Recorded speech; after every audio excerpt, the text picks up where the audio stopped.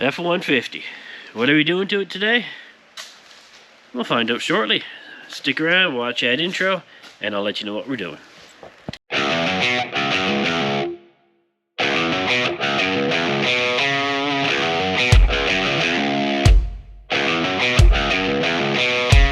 Hey everyone, thanks for sticking around.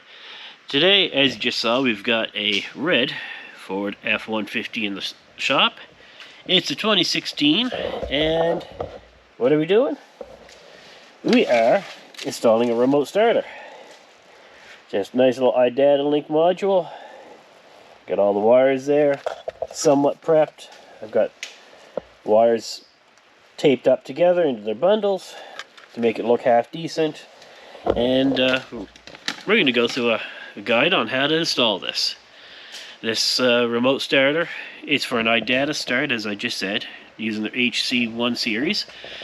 This, I don't know if this is going to be a usable guide for any other vehicles or any other remote starter modules. This one here, it taps into mainly the OBD port, and it triggers the factory remote starter that's in the system already. So, like I said, I don't know. I do know it's very specific on if the vehicle does not have keyless entry, you can't use it, and a couple other little things like that. Plus, it works because it's triggering the factory remote starter. It's also, if your hood's open, if you're too low on gas, if your check engine light, stuff like that, that would stop a factory remote starter, it'll affect this as well. So, the remote starter, all it is just an input signal to the factory remote starter to tell it to start. So this is gonna show you how to do this one and go from there. So stick around. I'm gonna get things taken apart. Alright, so thanks for sticking around. We are getting ready to hook up on the park light wiring. As you can see, I've got this wire. It's already Tesla taped. It's going to follow the factory here, and I've got it tucked up so it's going to be equal to whatever length I need for down here. So we're going to start with the wiring for it, and it's going to be 3 connections down here. The first one is just the park light wire, which is our gray wire, and if you look at the connector, it'll be pin number 11, and you got to be careful because there is 2 gray wires, and they look identical. They're both small gauge, so just count out, find pin 11, and strip the wire back for that one.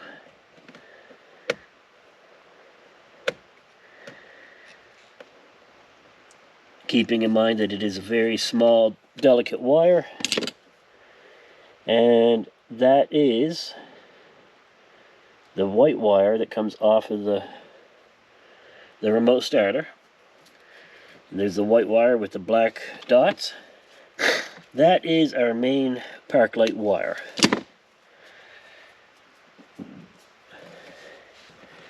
So once you have that wire stripped, twist it around,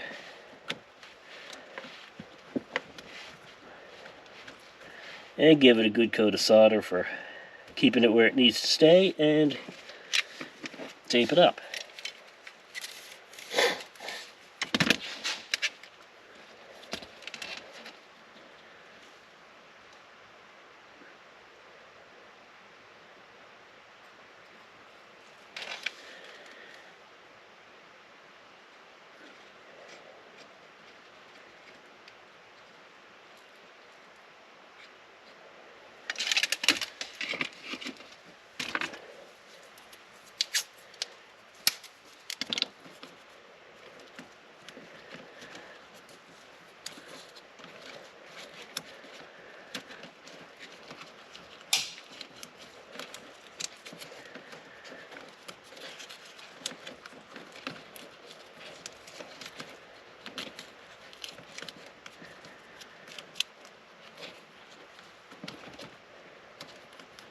And then the next wire, it's the park light 2 wire, which then It's our purple and black wire. Or sorry, black and purple. And that is in pin number 4. Now, be extra careful with this one. Make sure you do have the right wire. Make sure it's the right color too. Because this one here, you have to cut it in half. So we just cut that wire like that and strip both sides. Like I said before, this is just for the Idatastart units. I'm not sure if some of the others would be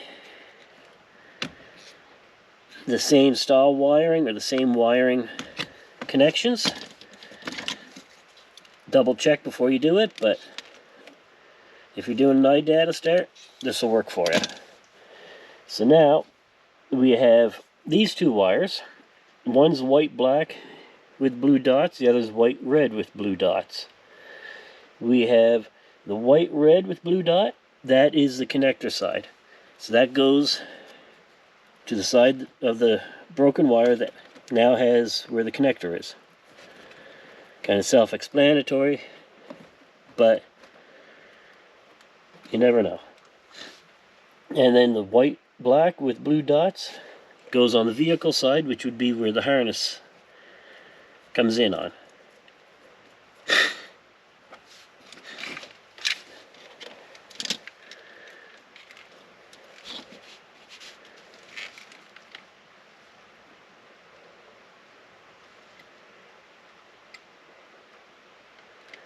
And basically that helps to cancel out like the auto headlights and stuff while it's remote started.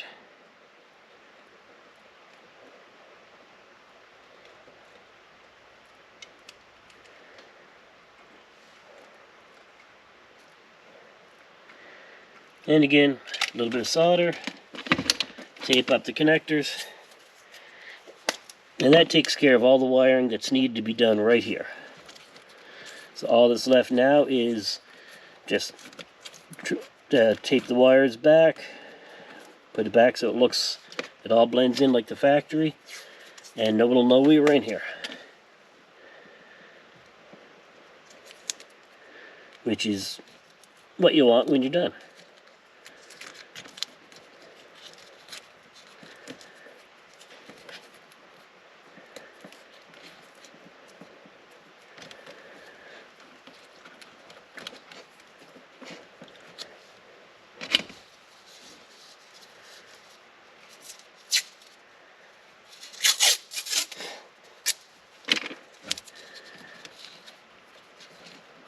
And this harness was originally taped with some fabric tape, so we're going to put some fabric tape back on.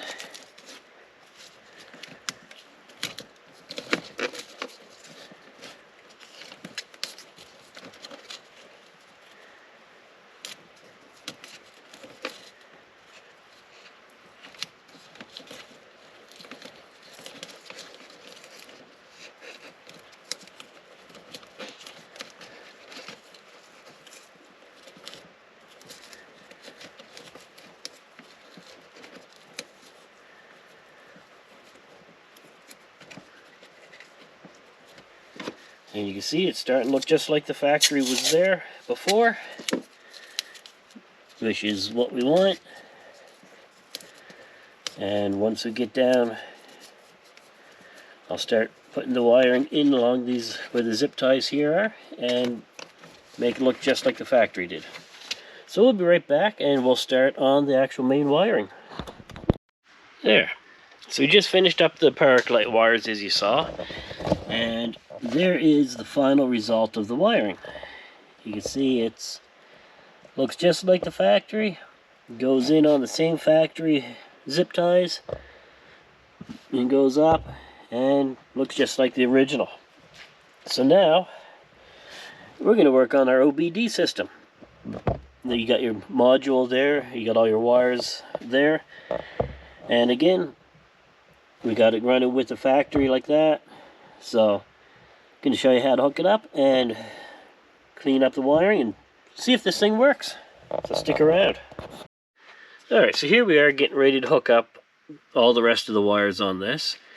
We're going to start with the 12-volt power, which in here is pin number 24, and it's a green-red wire. So if you look at it, count over to your pin 24, we have our green-red wire.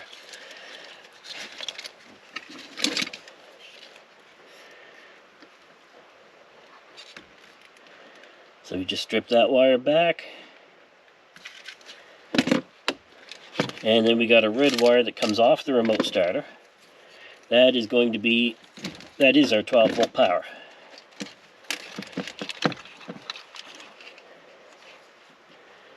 Now this is a low current system because it's all computerized, goes through the CAN bus system.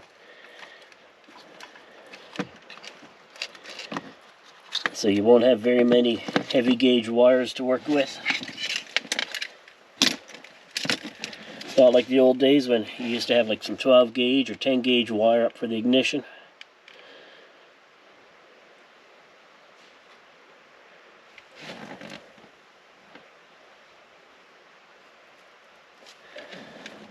But the one thing to be careful with here is don't let your solder drip down into that connector. Be very careful with your soldering. If you drop a ball of solder and it crosses over 2 terminals, that could be an expensive day for you.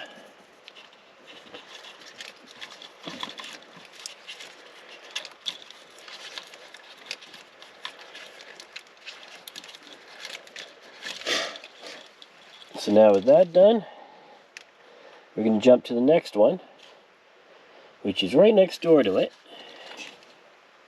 It's the gray orange wire, and it's our CAN High 2 system, which on the Idata module, it is the blue and red.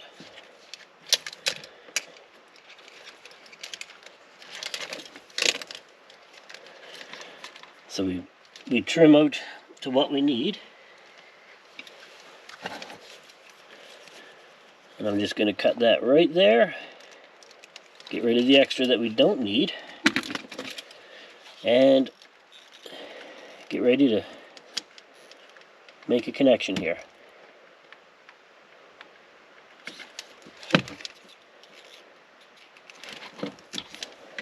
So like I said, blue-red is our CAN High 2. And that goes to our gray-orange wire, which is in pin number 23, to right here.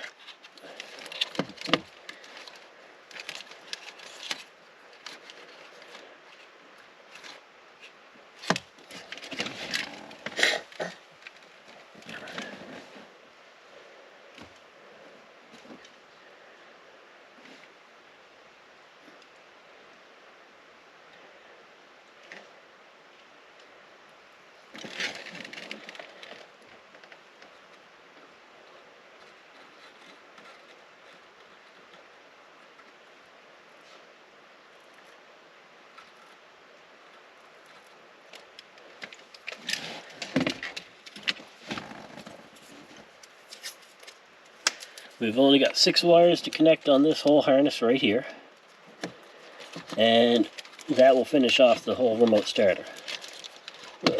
Actually, sorry, it'll finish off under the dash. We do still have to go to the hood pin under the hood and bypass that a little bit. But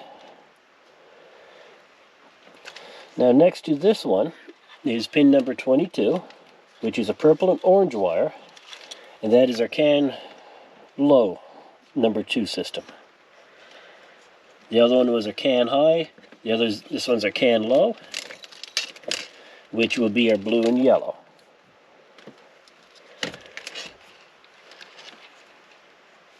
So again, figure out how long we need, trim it up, and strip the wires.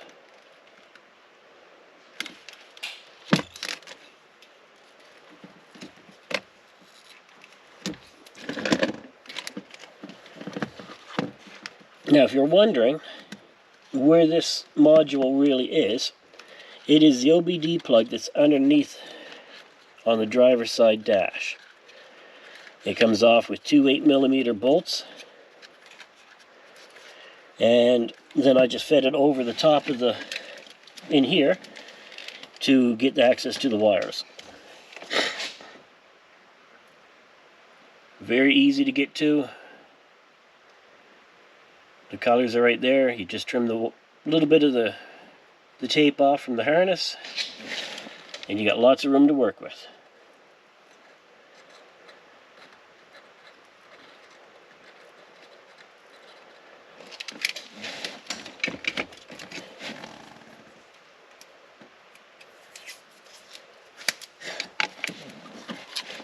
I do know they make a plug-and-play harness for this one, but sometimes I like using just a hard wire like this because I can make the install look that much nicer. You don't have all kinds of extra connectors everywhere. So now we're going to go to the can high systems, which would be 20 and 19 for the pins. So our white blue here,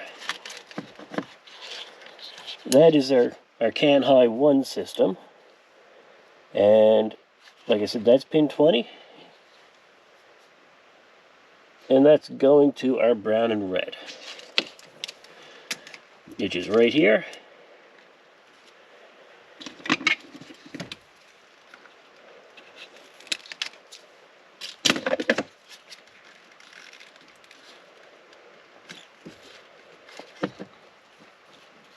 And I only trim one wire at a time.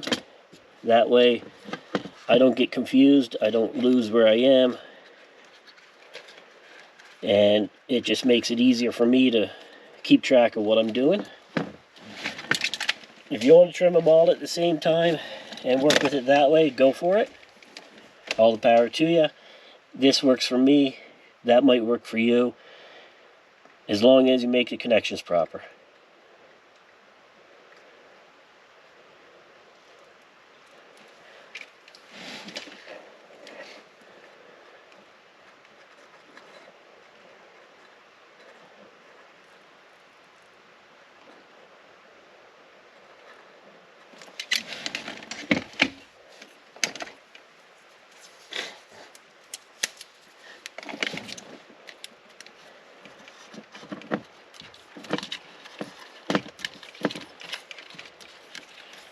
And if I used the plug-and-play harness, I don't know if I would have made this nice, wonderful video for you anyway. So now we have our can low system, our can low number 1. It's just a white wire, pin 19, and that goes to our brown and yellow.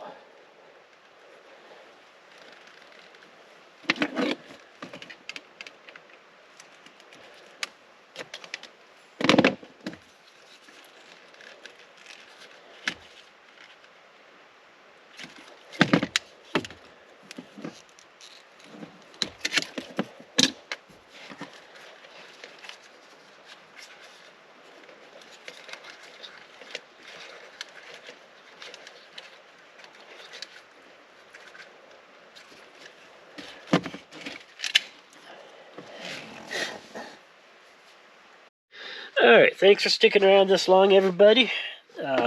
As you can see, I've got the unit here. I've got all this still hooked up, ready to go. And we're going to give it a first remote start check. I've got this programmed, which very easy. You turn the key on, you'll see that light will flash green. You shut off the vehicle, you start it, you program TAC, and away you go. That's laid out very clearly in the instructions. So if you've made it this far on the install, I'm sure you can program the TAC. So let's push our start button here. You see that blue light flashes? They do their thing. And just like that, we have a truck running, which is great. Watching the camera shake a little bit. I'm sure you're probably going to get motion sickness here soon. I've also gone and checked to make sure that the heating system's on, which it is. No point in having the remote starter if you can't have the warm car. So we turn the key on, tap the brake, and we are good to go. Let's turn the wipers off. So with that, we have finished the remote starter in this vehicle. Again, this is a 2016 F-150 for the Idatalink modules, the HC series. It does work in conjunction with the factory remote starter. So it does act like the factory one. So if the hood's open, the door's open, too low on gas, check engine light, it's not going to work. So if you're doing it for yourself, keep that in mind. If you're doing it for a customer, make sure to inform them so that way they don't call you back in a couple days when they have no gas or it's below the level and it doesn't start. They don't come complaining to you as to why.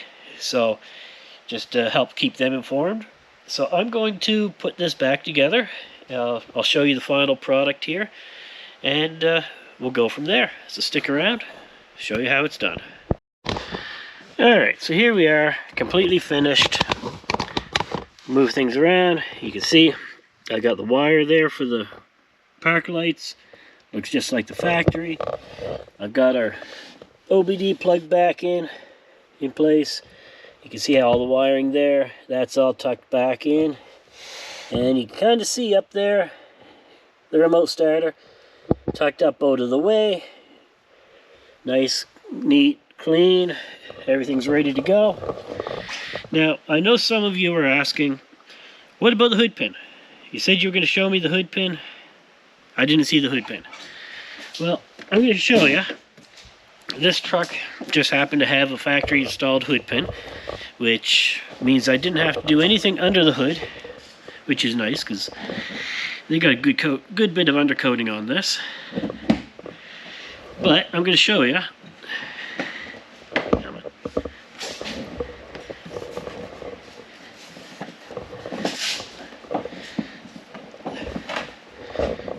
This is kind of embarrassing.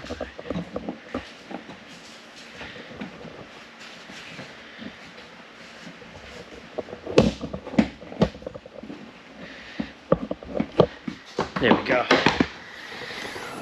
It's all full of undercoating, all kinds of grease and oil. But right and around here, there would be a 2-pin connector, which is what the hood pin itself would go to, if it had one. So because this one does have one, it's already got the connector hooked up, and that 2-pin connector isn't here. But it would be somewhere's right in this area, and you'd be able to just either take this off, lift that up to get it out, and access it that way. But like I said, this one, I was lucky enough it didn't have it, so no point in trying to hook up something that's not there. So with that, hopefully this video is going to help you out if you do this same install on your remote starter or your vehicle, or if you're trying to get one going. Hopefully this helps you out a little bit, even just to show you the quality work that can be done, or make it look halfway decent. But so with that, I'm going to give the customer a call, let them know that it's done. We've tested it, it works, the door locks. You saw me start it with the key, or with the fobs, and the heater works. So we're good to kick this out, bring in the next vehicle, and go from there. So till next time, before you do anything, go hit that subscribe button, drop a like or a comment. This channel's been growing nicely the past month. I think I'm up about 6 or 7 subscribers, which is great. I've been quite happy over it, knowing that many people actually want to watch me make these videos.